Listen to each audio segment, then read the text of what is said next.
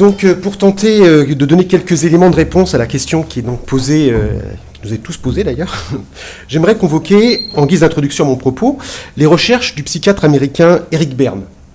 Au début des années 60, il s'interrogeait sur ce qu'il appelle les besoins vitaux de l'être humain. Et il avançait donc que l'être humain avait besoin d'étancher 3 soifs. Celle d'être stimulé pour forger son identité et donner un sens à son existence, celle d'être reconnu et accepté par les autres, à la fois comme un être humain singulier mais aussi semblable aux autres, et celle d'être structuré pour se positionner à la fois dans l'espace et dans le temps. Donc vous me voyez arriver, hein.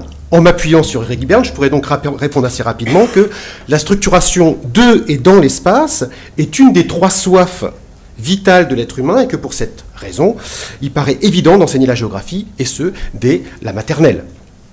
Alors ce que je voudrais montrer ici, c'est qu'enseigner la géographie à l'école peut répondre non seulement à la soif de structure, qui nous semble si évidente, mais qu'il permet également de répondre aux 2 autres soifs, celle de la stimulation et celle de la reconnaissance. J'aime beaucoup raconter aux étudiants cette anecdote arrivée à Élisée Reclus lorsqu'il avait 19 ans, alors que lui et son frère s'étaient échappés de l'université de Montauban. Les 2 garçons avaient une envie folle, c'était d'aller voir la mer. Et quand ils décident, voilà, ils font le mur, ils vont vers la Méditerranée, et lorsque le jeune Élisée Reclus voit pour la première fois la Méditerranée, face à un paysage qui lui était jusque-là étranger, il éprouve une sorte de choc esthétique ou d'émotion paysagère, émotion si forte d'ailleurs qu'il en mord l'épaule de son frère aîné, Élie, jusqu'au sang. Le paysage, objet d'étude des géographes, est sans doute d'abord un sujet d'émotion, un sujet esthétique au sens étymologique du terme, c'est-à-dire perceptible par tous les sens de notre être, qu'il soit visuel, tactile, olfactif, sonore ou émotionnel. Le paysage qui s'offre aux géographes est cette image du réel artialisé, pour reprendre le terme de philosophe Alain Roger, celui des peintres naturalistes du XIXe siècle qui aimaient faire voyager le spectateur. Encore 2 mots importants, le spectateur déjà, au sens premier du terme, c'est celui qui s'arrête, qui prend le temps d'observer ce qu'il a sous les yeux. Et voilà bien l'une des capacités importantes, me semble-t-il, que l'enseignement de la géographie peut permettre de faire acquérir aux élèves, soumis à un nombre d'images de plus en plus important. Je me souviens de cette séance de lecture offerte dans une classe de CM1, CM2, lors de laquelle une collègue de primaire et moi-même avions fait la lecture d'un album de l'auteur tchéco-américain Peter Sis, qui s'appelle Tibet, les secrets d'une boîte rouge.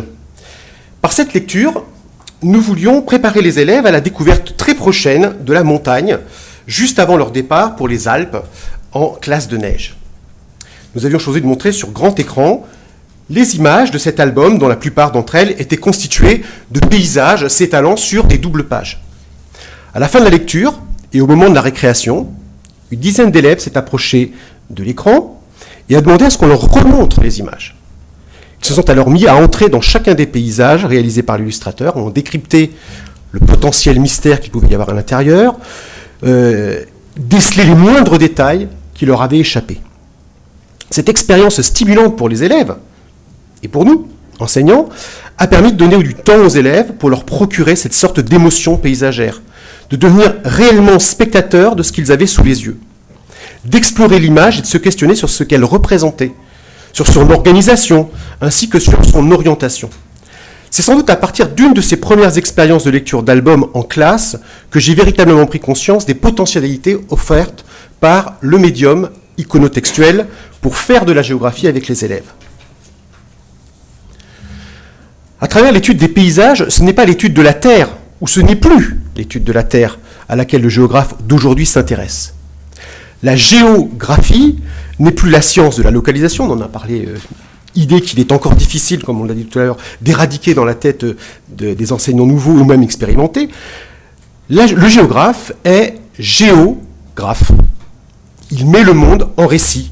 Il s'intéresse aux différents récits d'espace, pour reprendre cette expression de Michel de Certeau, que les êtres humains construisent avec les espaces qui les environnent, voire qu'ils construisent autour d'eux. Tout comme le paysage, la carte et les représentations spatiales, quelles qu'elles soient, qui donnent à lire des spatialités, ces rapports divers que l'être humain entretient avec la Terre, avec le monde, avec les espaces plus ou moins proches qu'il pratique. Bien évidemment, pour analyser, Pour comprendre et pour interpréter ces différents récits d'espace, le géographe convoque les sciences de l'environnement, de la Terre, de l'économie, mais également de l'histoire, de la sociologie, de l'anthropologie. La teneur, la structure et les médias de ces récits d'espace sont des champs d'investigation pour la géographie actuelle. L'album pour enfants, en tant qu'iconotexte, est un de ces médias. Il constitue une forme de récit particulier au cœur duquel des narrations iconiques et textuelles, spatiales, se nouent, se retrouvent en interdépendance. Dans un grand nombre d'albums, le récit d'espace est très fort. Le plus ancien peut-être d'entre eux, je ne sais pas si vous le connaissez, Macao et Cosmage, qui date de 1919, d'Eddie Legrand, porte un discours sur le paradis terrestre et sur la construction d'un habité idéal, plutôt rural d'ailleurs, en communion avec une nature idéalisée et contre un humanisme, ou un urbanisme, plutôt d'ailleurs, devrais-je dire, un urbanisme humanicide. L'album met en jeu toutes les dimensions de ce que j'appellerais le graphène, c'est-à-dire tout procédé qui produit de l'écrit. Étymologiquement, graphène, c'est gratter, hein, c'est graver. Donc c'est à la fois dessiner, mais c'est aussi écrire. Certains albums pour enfants, comme Macao et Cosmage, comme Tibet et les secrets d'une boîte rouge, géographient donc littéralement le monde, ils le mettent en mots et en images. Mes recherches actuelles portent sur les potentialités du discours iconotextuel en géographie, à la fois pour transférer et transmettre de la spatialité. Dans le système de la bande dessinée, en 1999, Thierry Grunstein soutient que la bande dessinée, autre iconotexte, peut être considérée comme un langage, c'est-à-dire comme un ensemble original de mécanismes producteurs de sens, un système de matière d'expression combiné d'un ensemble de codes. La thèse que je veux défendre ici est celle qui ferait de l'album, cet autre iconotexte, un système sémiotique, un langage à dominante visuelle, au même titre que la bande dessinée. On pourrait donc alors imaginer un mode d'expression dans l'album qui permettrait de dire et de conceptualiser autrement. Je vais tenter d'être un peu plus clair à partir d'une expérience. Dans la thèse que j'ai soutenue en décembre 2014, je défendais l'idée que la lecture d'album pouvait modifier les représentations initiales que les enfants avaient d'un espace et que cette modification pouvait s'opérer dans le langage, comme l'envisageait Vygotsky. Le langage que j'avais choisi de proposer aux élèves était déjà, en fait, l'album. L'an dernier, j'ai eu la possibilité d'expérimenter cette théorie avec des groupes d'enseignants en formation. Alors, il n'y a pas beaucoup d'heures pour faire ça, mais donc on a pris le temps de le faire.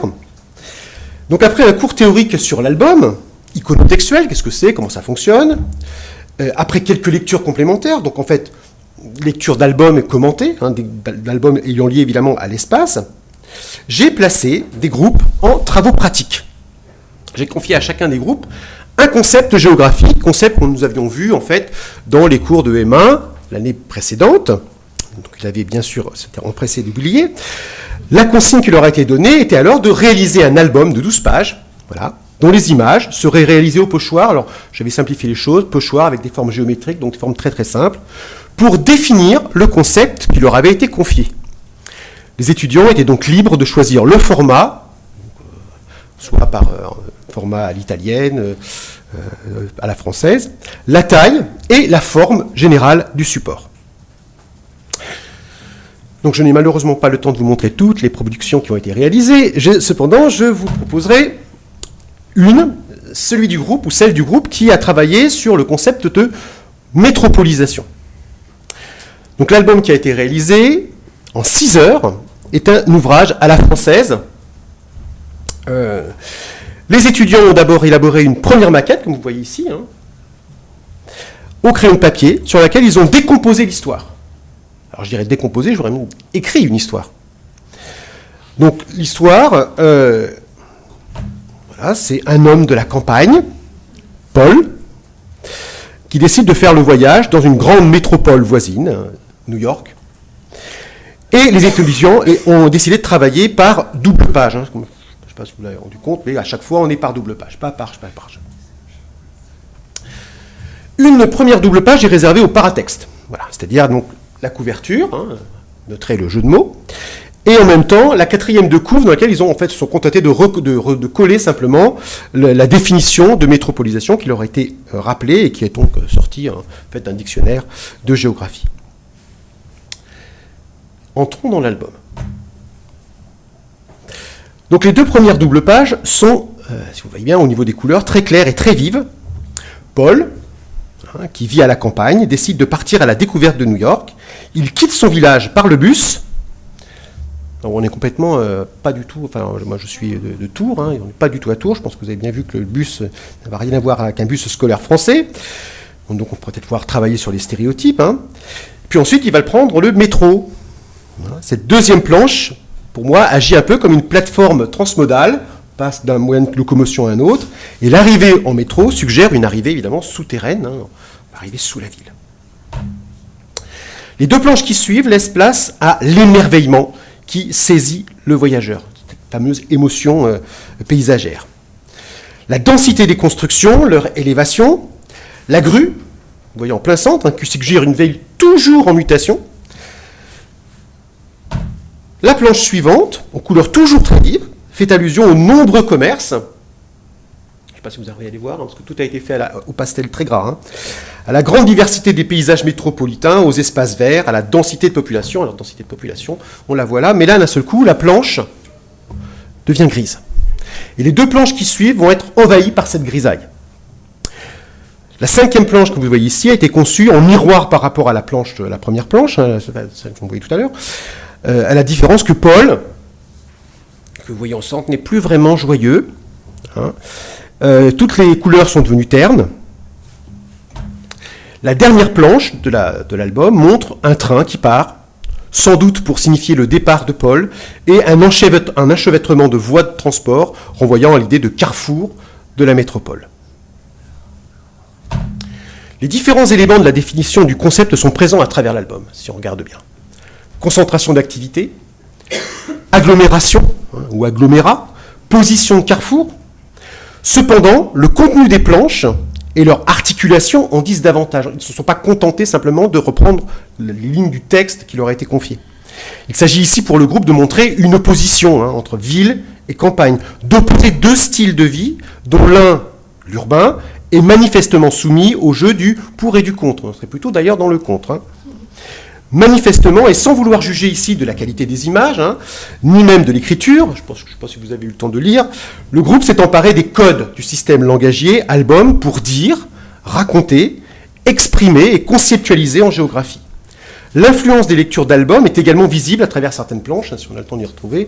On voit bien qu'en fait leurs lectures ont même aussi alimenté, ne serait-ce que d'ailleurs dans le choix esthétique ou le choix des formes. Mes recherches actuelles, pour conclure brièvement cette communication, s'inscrivent dans ce que Michel Callon, à la suite d'Austin, a nommé la performation.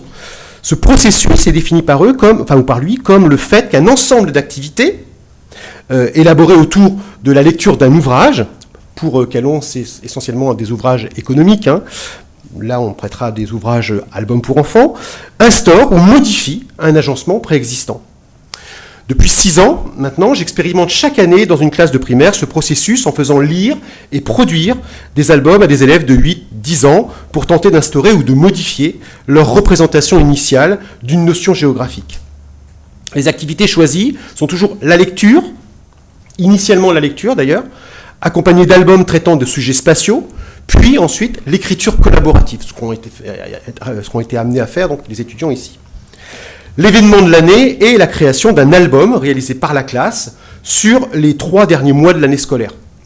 À chaque fois, les élèves parviennent à s'emparer du langage de l'album avec plaisir et motivation, vous vous en doutez, obtenant ainsi une reconnaissance de leur père, c'était ma dernière soif, il me manquait, ou de leurs enseignants, et voire même aussi de leurs parents, puisque c'est souvent présenté lors de la fête de l'école aux parents. Alors, la question qui pourrait être posée, c'est est-ce qu'ils ont vraiment conscience de faire de la géographie? D'ailleurs, on leur pose la question maintenant, je fais plus, d'ailleurs, m'intéresse plus au cycle 2, là, dans les expérimentations.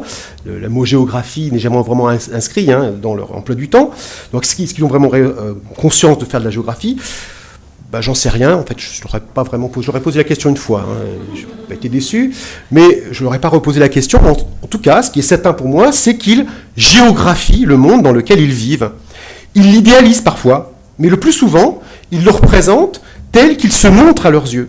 Sans doute, les intéressons-nous plus, d'ailleurs, à ce qu'on pourrait appeler l'oikos, c'est-à-dire vraiment l'espace dans lequel nous vivons, plutôt qu'au géos, à la Terre elle-même. Et sommes-nous peut-être plus des œcographes que des géographes, mais pour paraphraser un album récent des éditions Rue du Monde, c'est ainsi que nous habitons le monde. Je vous remercie.